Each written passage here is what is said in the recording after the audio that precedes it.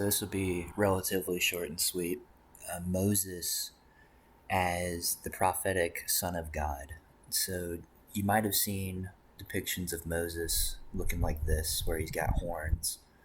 Um, right here, you can see that the solar aspect is heavily emphasized, which there is a solar aspect. There's always a solar aspect. So if you've seen these depictions, you may have found yourself wondering why Moses would be horned. And the typical story goes something like what you would find here, where somebody states, and this is me right here. So somebody states that there was apparently an old mistranslation of medieval Bibles that led to the idea that Moses was given horns from God, hence the iconography. Pretty neat. Okay, it's not a mistranslation. Horns is a completely viable translation, but not only is it completely viable, it's logical. So, of course, I can barely access this tab, right? Let's see here. Horns were a typical symbol of divinity in ancient Mesopotamia. So this was a normal depiction of deities. All right, so Moses is based specifically off of the character of Nabu, who was the son of Marduk. Right, Marduk was the head of the Babylonian pantheon. Nabu was his prophetic son, whose name literally translates to prophet. As you can see here, Nabu wore a horned cap. Okay, so Nabu is associated specifically with Mercury. I know I'm on Wikipedia at the moment. This isn't like some crazy ancient source. Okay, we're just talking basic facts here. Nabu is associated with Mercury. This is very much your Thoth character, your prophetic individual associated with wisdom, and so on and so forth, the rational arts and all of that great stuff. Wears the horned cap, like I've said, son of God, associated with Thoth, Odin, Nibu, Mandaean. This is one of the oldest Gnostic sects of Christianity. And Nibu corresponds directly to Jesus. Okay, so there's a lot going on here that I'm not going to get into, but understand that Nabu, right, his name is cognate with Hebrew Nabi or Navi, like B or V, right, all meaning prophet. Moses is called by name, or I guess an epithet, right? Moses is called Navi several times, and he's buried atop Mount Nebo. Now, look at this.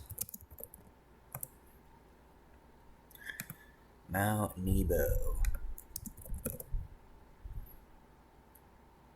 So this is supposed to be where Moses was taken to view the Promised Land, but didn't enter it. So you see here that they have this giant statue atop Mount Nebo.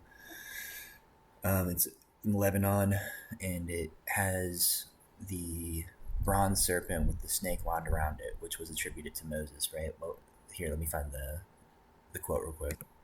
Just as Moses lifted up the snake in the wilderness, so the Son of Man must be lifted up. Okay, and this is again why you see Moses with this rod of Asclepius right here. You see that? The rod of Asclepius, which corresponds to Ophiuchus. Actually, let me just go to Stellarium, because this is a constellation that Moses is associated with. Okay, the serpent bearer, based on Asclepius being Eshmun, so on and so forth. Again, a lot that I'm not going to get into, but this is the representation of Moses right here. Now, keep in mind that coincidentally, Mercury just so happens to be down here. That doesn't matter. It's just right where I'm about to be looking. So, the principal star of Scorpio, which itself is part of the larger overall constellation of Ophiuchus, not officially, right? Like there is a delineation between those constellations, but in a de facto manner, Scorpio and Ophiuchus are one constellation. So Antares is the principal, it's the heart of the scorpion, right? That's the star that Nabu and Lyson, the mother goddess deity from ancient Mesopotamia, are associated with Antares directly. Here, I'll give you a source. Okay, so here's your source on that Antares claim. Lyson, and this is in German.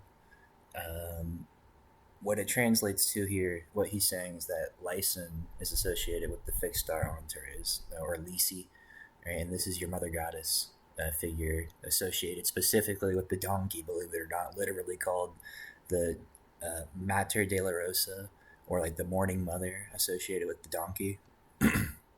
But she's associated with Antares, and so is Nabu, right? Herman Hunger specifically took the time to mention this, and this is from the. Here they're talking about Lyson some more and her lamenting over the dead son. Okay, this is taken directly from the Relaxion, Relexicon. It's a lexicon, so I guess it's the right word would be Relexicon de Syriology.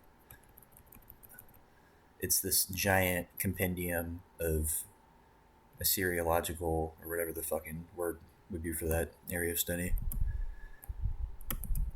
Right, so anyway, and here's a different source identifying Moses with the brazen serpent, Ophiuchus, and all of that great stuff, as you can see here. I have multiple books from around the late 1800s to early 1900s that all talk about this, specifically like medieval association. So like the beginning of like Kabbalah, I suppose, but like this medieval association with Moses and Ophiuchus. So I've got two or three different books that all talk about this association, which makes complete sense. Like I said, like these things are only going to make sense when you actually put them into the correct context. So again, this Mercurian, Asclepian, serpent-bearing figure that is the hero of the Old Testament, right? Jesus before Jesus. That's the association. So yeah, if you're looking at this from a Christian lens and you're trying to figure out why this doesn't make sense, well, that's why, because you're looking at it through a Christian lens, and you need to put this in the actual historical context to make sense of it. So again, Moses is just a later iteration of Nabu, right? The son of God. All right.